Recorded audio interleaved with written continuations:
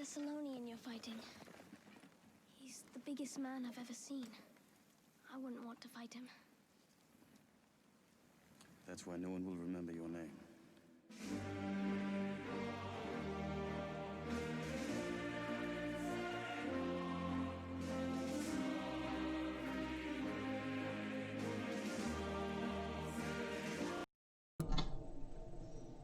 A quote from Otis T. Carr's book, The Dimensions of Mystery.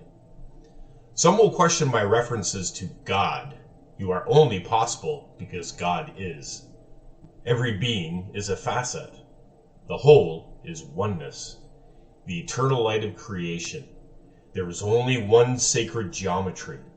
On the smallest level, beyond the atom, all things are the sphere. The center of the sphere is hollow. The only thing that remains when all is removed from a true vacuum is ether. It is the nothing in between, that which is everywhere and nowhere all at once. This is your direct connection to all matter, everywhere and every when.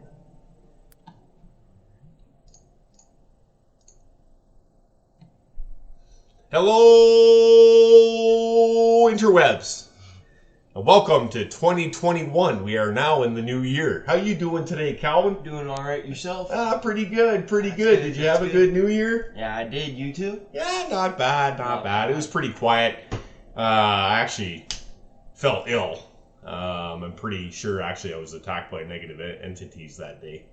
I woke up okay, and then all of a sudden I started developing a headache, which kind of turned into this kind of weird vibe, nausea feeling. It was really strange, so I was kind of put on the couch for the rest of the day, and it's something I've never really experienced before, but I got over it anyway. You know, I'm a tough dude, so you know, that's just the way life is sometimes. Yep, you got to fight off the negative ETs, or not the negative ETs, the negative energies, that's probably the better word to use.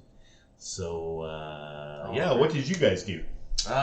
We stayed up all night, basically played some games, some charades. Cool. You know, had great meals, ate some subs. Nice subs, homemade subs. Yeah. Man, that's awesome stuff there. Wicked. Alrighty. So this year we've actually decided to get ourselves a little bit more organized. As you can tell that from every video kind of going on, that we're starting to make improvements as we go, and we decided that we're going to do a slideshow for most of our stuff now, so you guys can actually not only listen to what we have to say, but you can see it on the screen, and then, you know, just in case you misunderstood something or whatever, you have a reference. Exactly. So today we're going to be talking about natural law, particularly with two individuals. One who's still alive today, Ralph Ring. And he was on a research team with the late and great Otis T. Carr, which got his information and life's work from Nikola Tesla, which we'll get into during the slideshow. So, yeah, let's get her started. Alrighty. So, Ralph Ring, he was born in September of 1934, and we do not have a specific date for him. That's all we can find, which is fine.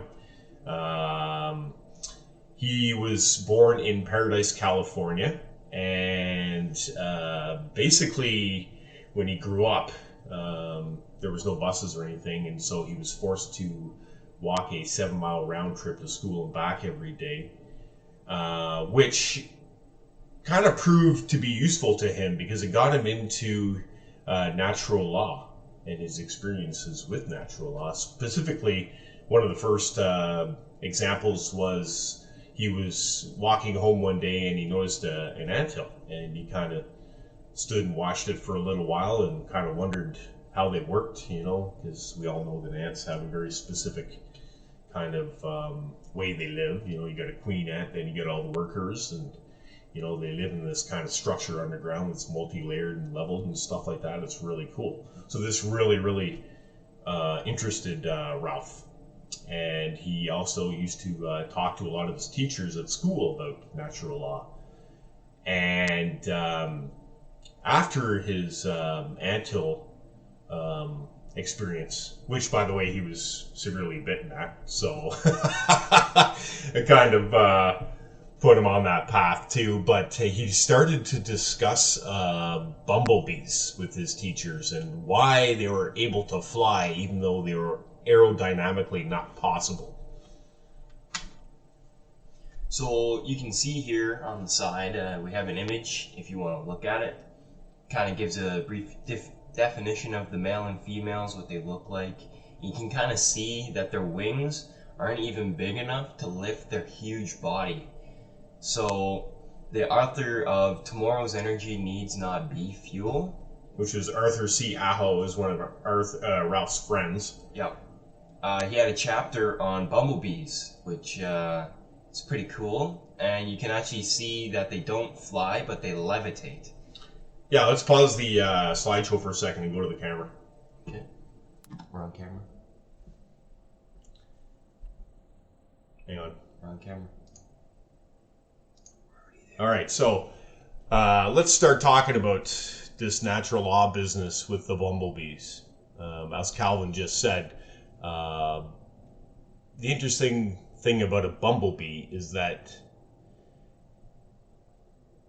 the wingspan is so small that it should not be able to levitate the bee, because there's a proportion of wing size to body size that has to be kept, and you can see that in most birds, honeybees, wasps, whatever.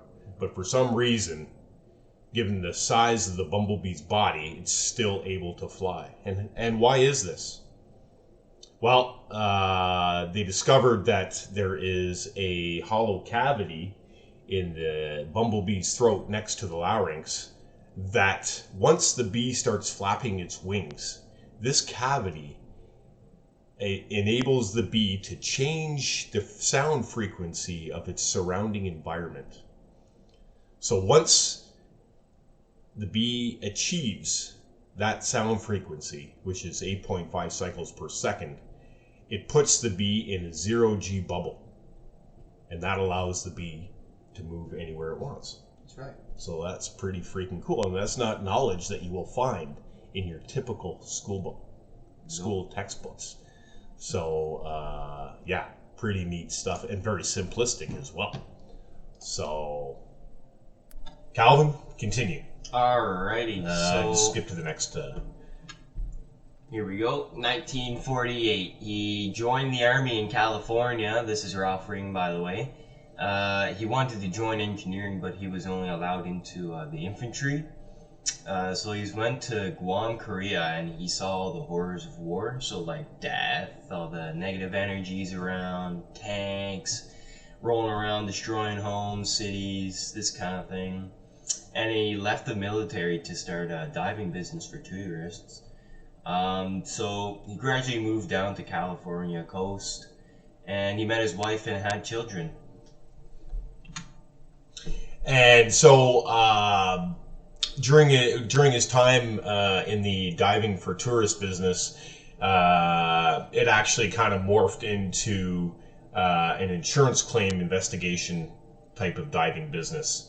I guess insurance companies would send him down to wrecks or whatever to try and figure out why the wreck sank or whatever the claim happened to be.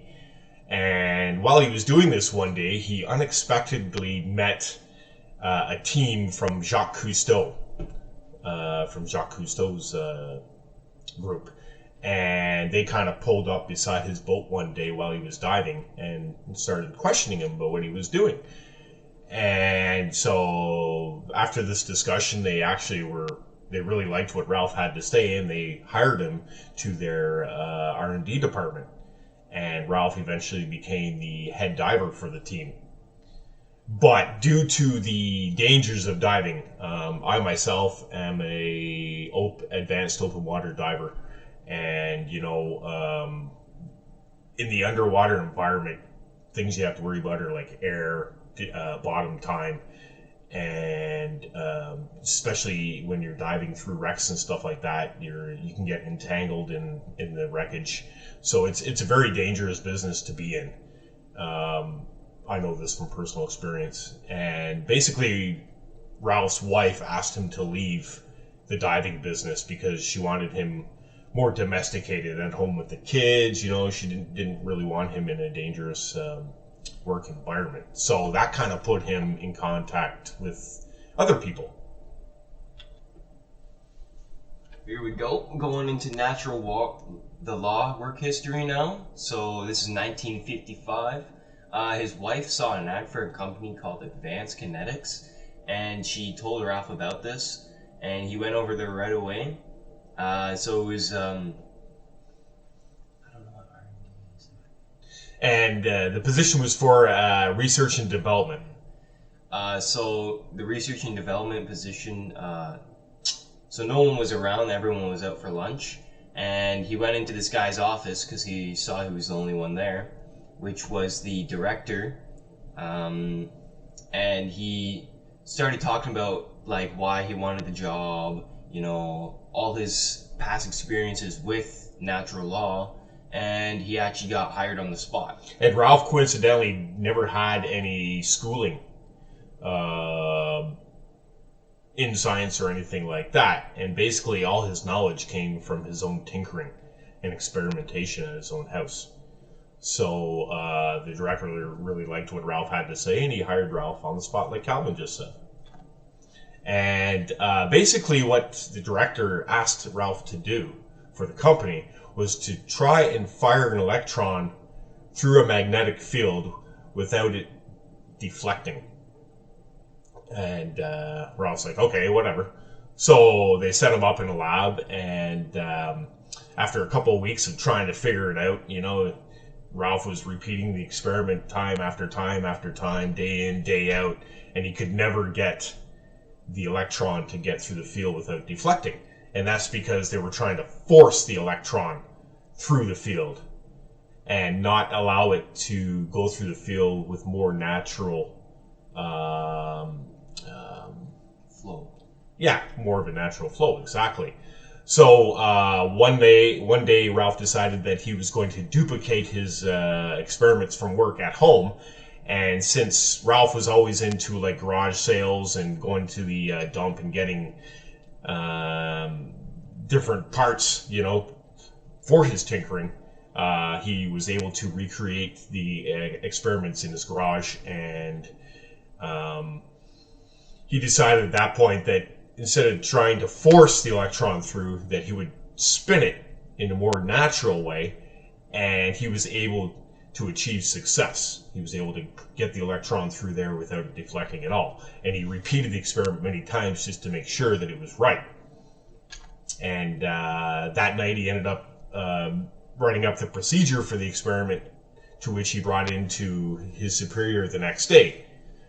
And his superior told him something very interesting after reading Ralph's work. And he said, you know, we're kind of in the business, we're a government-funded business, and we're paid more to look for the answers than we are to find the answers.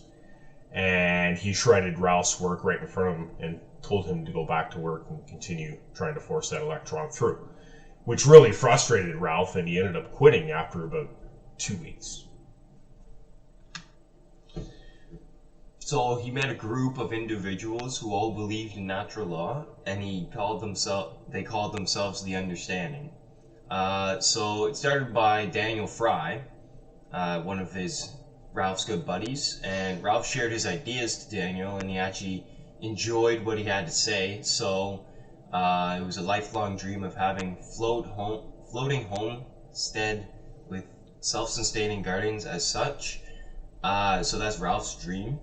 And childhood dream. It's a dream he had, like, going way back. Yeah. He could have a house that floated. It had self-sustaining gardens that could totally water themselves, and if they needed nutrients, they could give themselves that too. Yep. And even electricity, had a self-sustaining electricity field.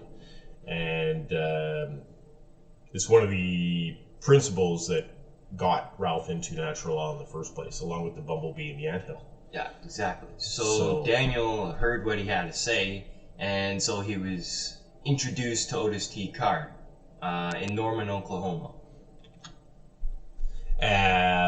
And during that time, Ralph purchased a book from Nikola Tesla, and the book was all about Nikola's patents and experiments. And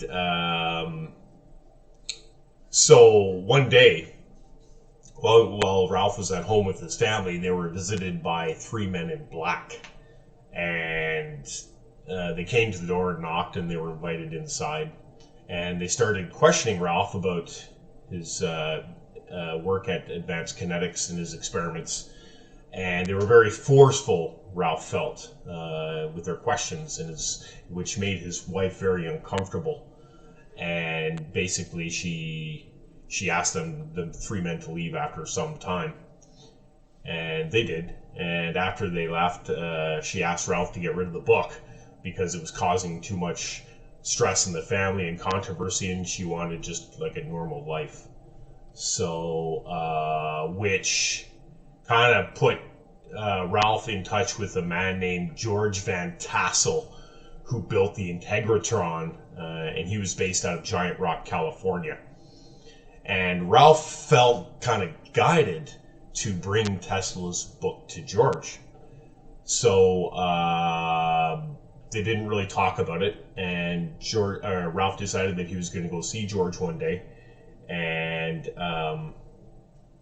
so they kind of made some arrangements, and on his way to George's place, all the traffic lights, for whatever reason, were green. And Ralph didn't even have a map, but he found his way to George's place without a hitch, and he arrived right on time. And when they met face to face for the first time, George basically told Ralph that he was expecting him, which kind of blew Ralph's mind because they didn't really discuss giving him the book. And so they talked for a while, and before leaving George's place, Ralph went to rest on a hillside where he witnessed thousands of UFOs in the sky of all different colors. And he got the impression that the UFOs were showing Ralph gratitude for bringing the book to George. So that's when Ralph really started to believe that there was a whole lot more going on with our reality than what was let on. And this is where we get into the heavy stuff with Otis T. Carr. Alright, so Otis and Tesla. Otis left Norman because he was getting too close to the truth, and every now and then he'd be getting harassed by like the men in black, like we talked about, or like government officials coming to tell him that he's doing his experiments wrong, that he should stop, this kind of stuff. So the group brought Otis to California, where Ralph began speaking to Otis more frequently, and shared ideas. So Otis was Nikola Tesla's only protege. protege. So let's just stop this for a second, go back to the video, Calvin.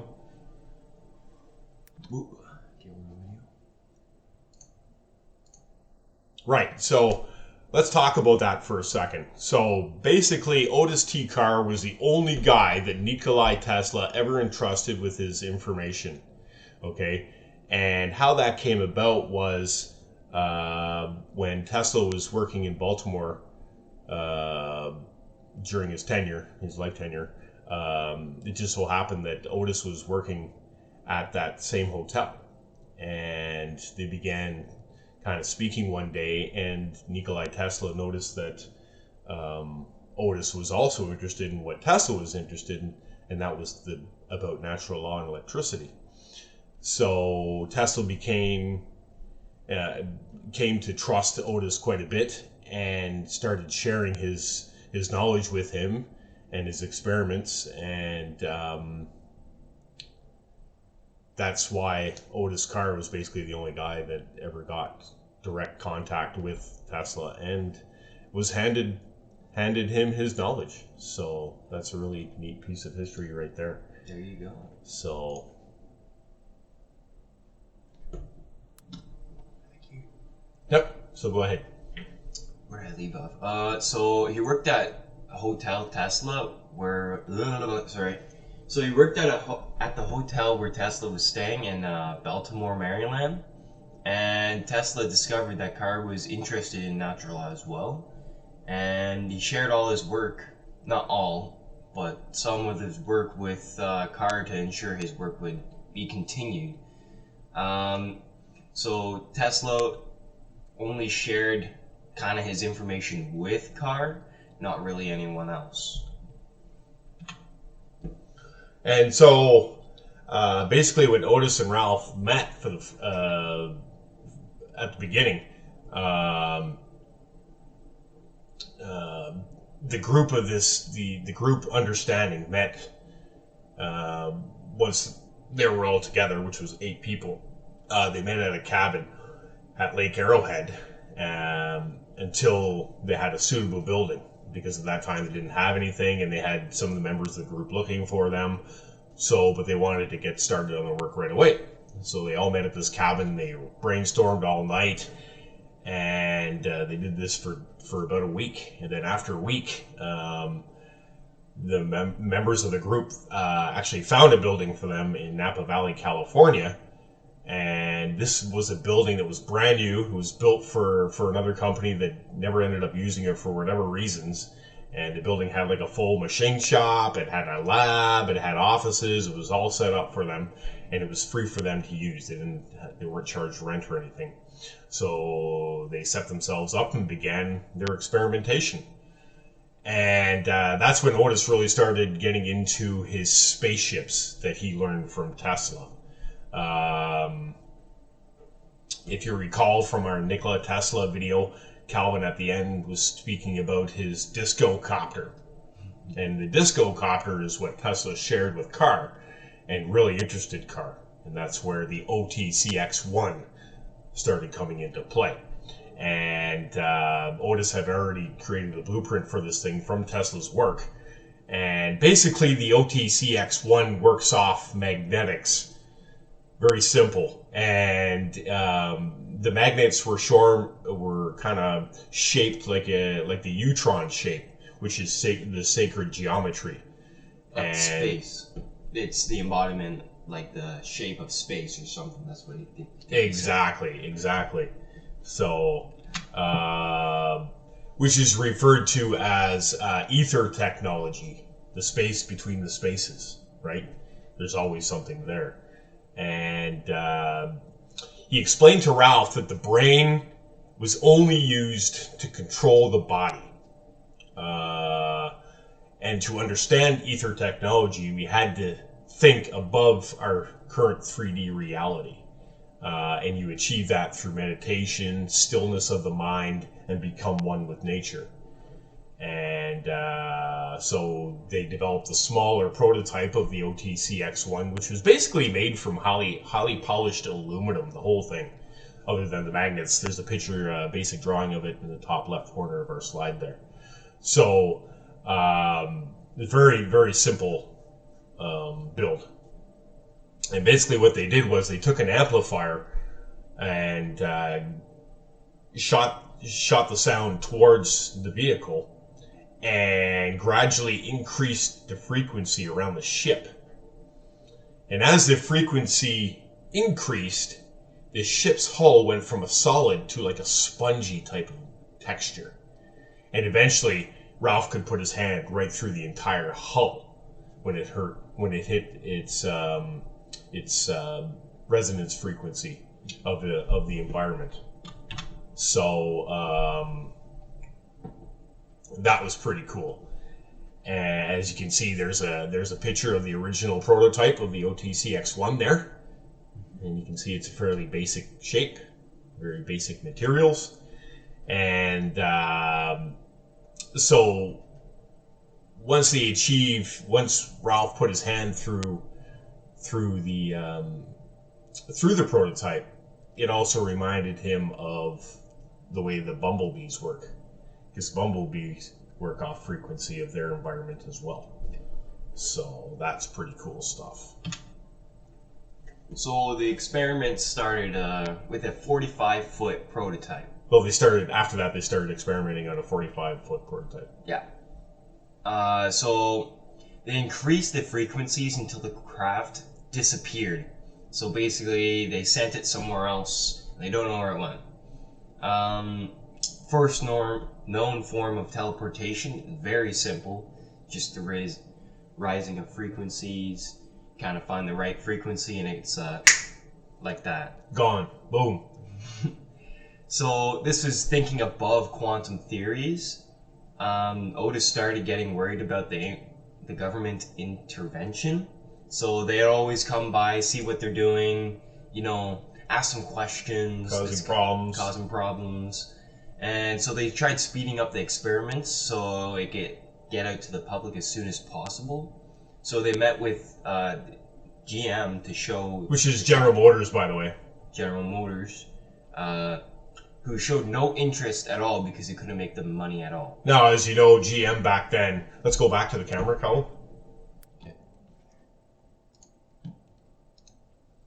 So as you know, GM back then was and still are obviously involved in building automobiles. And so when Otis presented them the experimental findings from their OTC-X1 experiments, his true intention was to create a vehicle that everybody could use, that was inexpensive and did not use any fuel, which obviously General Motors was not interested in, because the only thing General Motors was interested in is making profit, right? So there was entirely greed-based business. So they basically shoot him off. Shoot Otis off and said no thanks. Yeah, this isn't gonna really do anything. So this is where it gets really interesting, okay, when they start experimenting with this 45-foot disc. And basically what happened was, when it was ready to go, the group or the people at the company took a vote on who was going to be inside the craft when they fired it up for the first time, and they voted for 3 individuals. 3 people were allowed inside at one time, and that's where Ralph got lucky, because Ralph got voted in as one of the individuals to participate. So basically what they did was they had a little door on it, and then the 3 individuals walked in, and they sat down around the center, and the center had this kind of big crystal ball, which was made out of quartz, coincidentally. And there was a laser that was shining through it from the bottom, okay? And when they entered the craft, the crystal ball was like this multitude of colors, kind of like a rainbow, but millions of colors, like every shade, whatever. And anyway, so once they were seated, ready to go, Otis came to talk to them, and he's like, your brain is not going to be able to interpret what's going to happen to you, so be prepared for that. And he's like, once we fire this up and you get to your destination, step out of the vehicle and look around your environment, get an idea where you are, and then start taking things like stones and sticks, put them in your pockets, and then get back in. And so they're like, all right. So when the experiment started, they basically were asked to think of a color, and that color was aquamarine. And the location they were going to had a resonant frequency of aquamarine. So they were told that all they had to do was think about that color. So when they fired it up, they were sitting around, they were all in a meditative state, and they all thought of aquamarine, and all of a sudden the crystal ball turned to aquamarine, and then Otis' voice came over the intercom or whatever and told them, okay, you're there, now get it.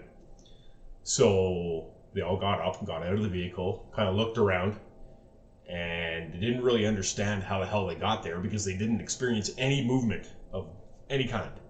They didn't move. And so they got out, they were all in like total disarray, but they did as Otis asked them, and they started gathering stones and sticks, and they put them in their pockets, and then they got back into the ship.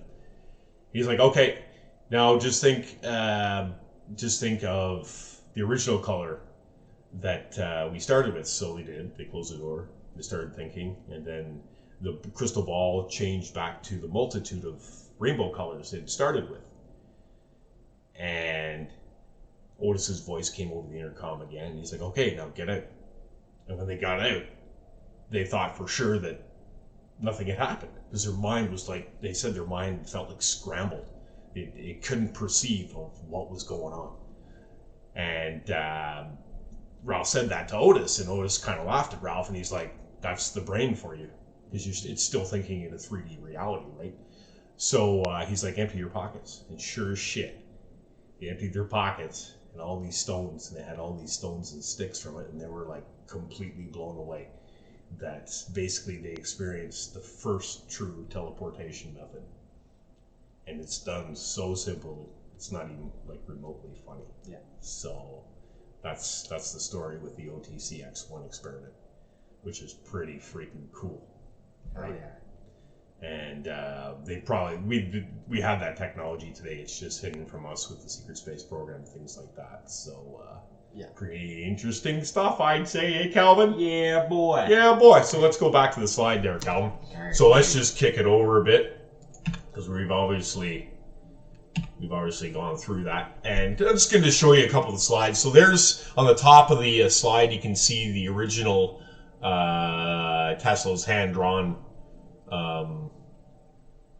diagram of his idea about the X1 engine and how it worked, and it gives you a pretty good description of everything inside it. You know what I mean? So that's pretty cool stuff, you know? And yeah. And so basically, everybody in the craft experienced time differently. Actually, I shouldn't say that. The people in the craft, during the experiment, found that they had been away for 15 minutes. But in reality, but the guys that were spectating them only felt that 5 seconds had passed. And that's because time is a 3D creation. It doesn't exist. Yeah. Right? So, yeah, that's basically the OTC-X1. And Ralph is the only surviving member of that research team. And he is still alive today. September 2020, he turned 86. So that's pretty cool. And soon after that, the government went in there and took all their stuff. And that was the end of that situation. And Otis Carr did pass away some time ago. So that's the end of that. But that's, you know, this is the kind of technology that, you know, you're going to start seeing more and more now with the awakening of the people and everything that Trump has been pushing forward with. There was an interesting article that had come out this past week about when Trump signed the $2.3 trillion defense bill, that it started a 180-day countdown to UFO disclosure. So get ready for it. It's coming, and it's coming quick. We're talking 6 months here before we get that. Now, whether or not that's going to happen, but I mean, if you look at everything that's kind of transpired since he got in 2016, you know, it's been said that he was actually going to do it 2 years ago in 2018, but some members of the Galactic Federation actually stopped him from doing it, spoke to Trump directly and said, you can't do it yet because humanity's not prepared to do it. So this is kind of like the process of the Great Awakening as we go forward. And we'll start learning about technology like this. From a personal opinion standpoint, if they're going to start releasing this sacred type technology stuff, they should probably release free energy first. Yeah. You know, because free energy is one thing that's going to like save the planet for sure. It could come out at the same time as UFO disclosure. You mean like kind of like anti-gravity tech and stuff like that? Yeah, that's true. But I mean, with free energy, that will immediately solve the hunger problem around the planet, because places in like Africa or wherever have you where they have trouble growing food, this kind of technology will allow them to do that. you know, and nobody will wipe hunger off the face of the earth. Exactly. And how great would that be? Like, seriously, how great would that be? You know, that one technology by itself would change everything. You know what I mean? So, and this is, you know, like we've been saying through our videos, this kind of technology has been suppressed from us since 1900s when Tesla originally developed it. You know what I mean?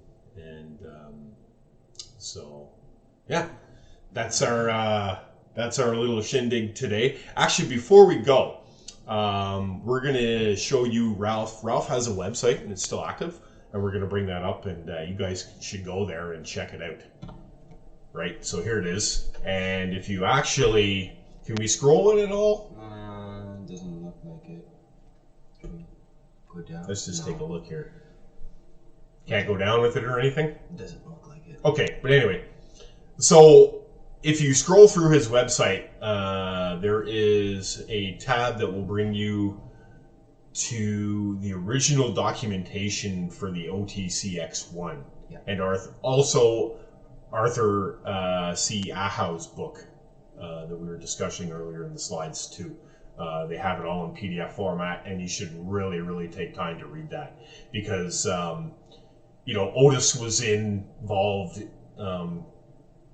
as we said, in natural law, but he really got into the depths of it, like saying that the government is a corporation that's running us now, which shouldn't really be the way it is, because basically they're having your body sign a contract through your birth certificate and all this other crap that they make you get, you know, paying taxes. It's all part of that. So he kind of talks about that in that book too. So I really encourage people to go check that out. And it's really cool, and that's where I got the quote from at the beginning of the show. So if that intrigued you, then definitely go read it. So yeah, let's go back to the video there, Calvin. So that's it for today. All right. And yeah, I hope you guys enjoyed it, and I hope you're enjoying our future eclipses evolving. You know what I mean? Actually, Calvin got me a new microphone for Christmas, which we're using, which is really great. Yep. Avoids all our mic issues that we had in the past. And one thing we should get into briefly is we did try to do a live stream. That was our last video, which I did not put to podcast. Okay. And I think for the time being, we're going to avoid doing any live streams, because unfortunately my internet connection just can't handle the upload speed. I live in the country, so I'm kind of limited. I don't have the big service providers as they do in the city.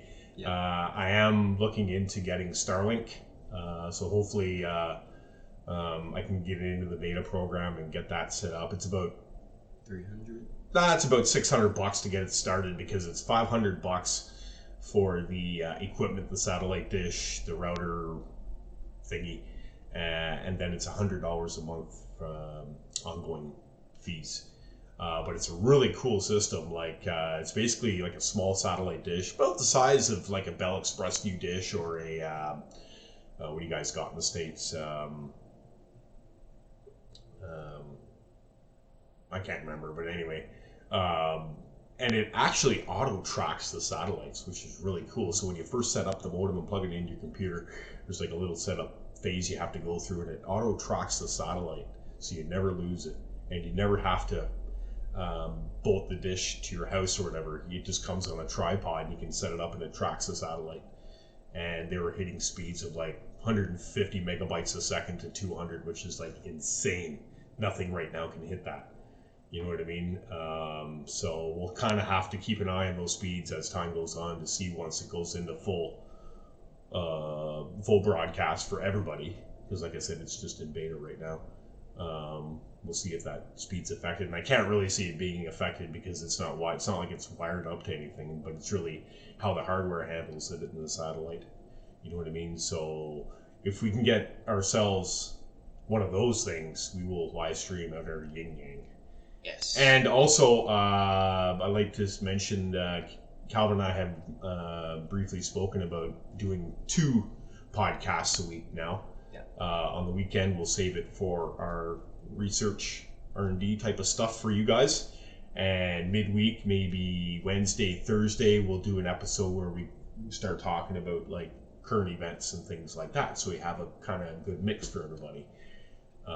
So because we do enjoy doing these for you guys, and we just kind of like to broaden ourselves a bit and try and draw a bigger audience. And we really appreciate the people that have subscribed to us so far, you know. And if you like the video today, make sure you hit that like button, and if you haven't subscribed, make sure to hit that button too. And if this is the first time you've seen one of our videos, I encourage you to go back and watch the other ones. We kind of get into some personal stuff in the first two, and then we start branching out to historical stuff and technology, how that's involved in history, and the different people involved in that as well. Exactly. Right? Alrighty. Alrighty then. So have a great day, guys, or great night wherever you are and whenever you happen to be watching it. And we look forward to a very prosperous 2021 as we move forward. It's going to be a great year, a year where the people rise up and claim what is rightfully theirs. Because the government does not own you. We own the government. That's right. Just remember that. All right? So peace out.